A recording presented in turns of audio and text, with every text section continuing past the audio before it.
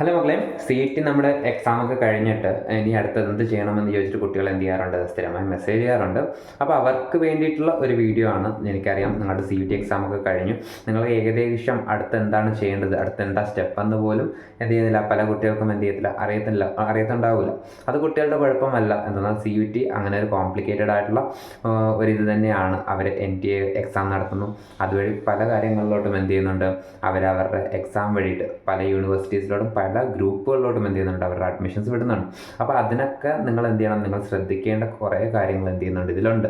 അപ്പോൾ അതിലൊന്നാമത്തെ കാര്യമാണ്, നിങ്ങൾ ഇപ്പോൾ പ്രീ രജിസ്ട്രേഷൻ ചെയ്യണോ, എവിടെയെങ്കിലുമൊക്കെ രജിസ്ട്രേഷൻ ചെയ്യണോ, അപ്ലൈ ചെയ്യണോ, നിങ്ങൾ കോളേജുകളിലോട്ട് ഡയറക്റ്റായിട്ട് ബന്ധപ്പെടണോ, ഇങ്ങനെയുള്ള കുറേ കാര്യങ്ങൾ എന്ത് ചെയ്യുന്നുണ്ട് കുട്ടികൾ ചോദിക്കുന്നുണ്ട്.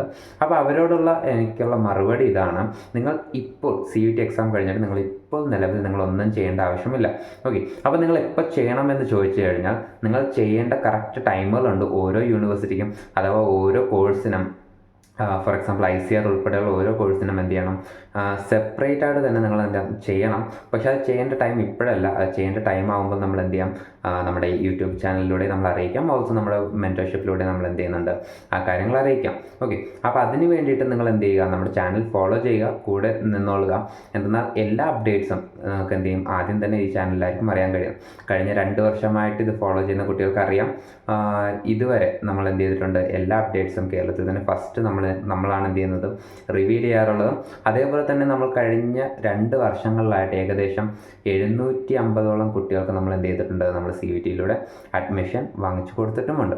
ഓക്കെ, അപ്പോൾ അതുകൊണ്ട് തന്നെ നിങ്ങൾ എന്ത് ചെയ്യുക, ചെയ്യേണ്ടത് നമ്മുടെ ചാനൽ എന്ത് ചെയ്യുക, കറക്റ്റായിട്ട് ഫോളോ ചെയ്യുക. ഓരോ അപ്ഡേറ്റ് ഞാൻ എന്ത് ചെയ്യുക, അറിയിക്കാം.